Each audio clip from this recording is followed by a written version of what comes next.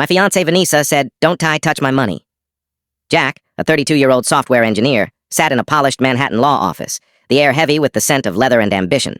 Across from him was Vanessa, 30, his fiancée of 3 years, her family's old money wealth casting a long shadow. They'd lived together for a year, and Jack had saved for months to buy her a Tiffany ring she adored. Wedding plans were in full swing, lavish thanks to Vanessa's parents, Richard and Claire, who insisted on a country club extravaganza.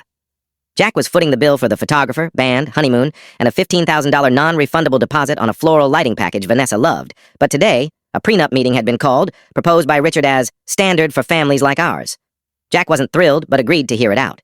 The room felt stifling as Richard, Vanessa, and 2 lawyers faced Jack and his attorney, Alan. Vanessa avoided Jack's gaze, her fingers twisting the Cartier bracelet he'd gifted her. The lawyer droned about protecting Vanessa's premarital assets, family trusts, inheritances, gifts, all locked away as hers alone. Fair enough, Jack thought.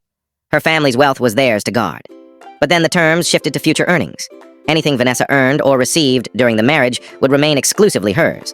Jack's income, however, was labeled marital property, subject to division, with clauses that creatively restricted his access to her larger income stream. If Jack started a business, Vanessa could claim a share of its success. Her ventures? Untouchable. A clause even barred Jack from spousal support no matter the circumstances. Jack's lawyer, Alan, raised an eyebrow. "This feels one-sided," he said cautiously. Richard chuckled. "Just protecting our girl, Jack understands." Jack waited for Vanessa to speak, to affirm their partnership. Silence. Her eyes stayed on her bracelet. Finally, Jack spoke, his voice steady despite the cold knot in his chest. "Vanessa, are you okay with all this?" She looked up, not with the warmth he'd known for 3 years, but with defiance, a flicker of disdain. "Jack," she said, her tone flat, "you can't touch my money. It's all mine." The words landed like a blade. Not our future, not our life, just her money. The room seemed to shrink. Richard smirked. The lawyer shuffled papers. Jack felt the weight of 3 years, shared dreams, late-night talks, the life he thought they were building, reduced to a ledger. He didn't argue or shout. Instead, a slow, genuine smile spread across his face, born of clarity, not joy. "This has been incredibly illuminating," he said, standing.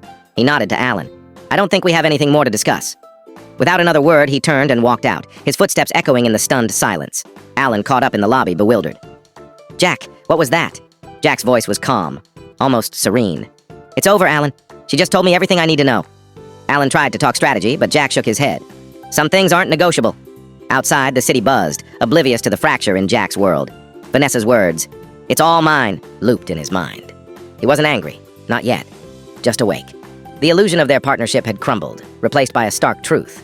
To Vanessa, he was a means, not an equal. He hailed a cab, his mind already shifting to what came next. The ring, the deposits, the shared apartment. For complete story, follow the given link below. Please like,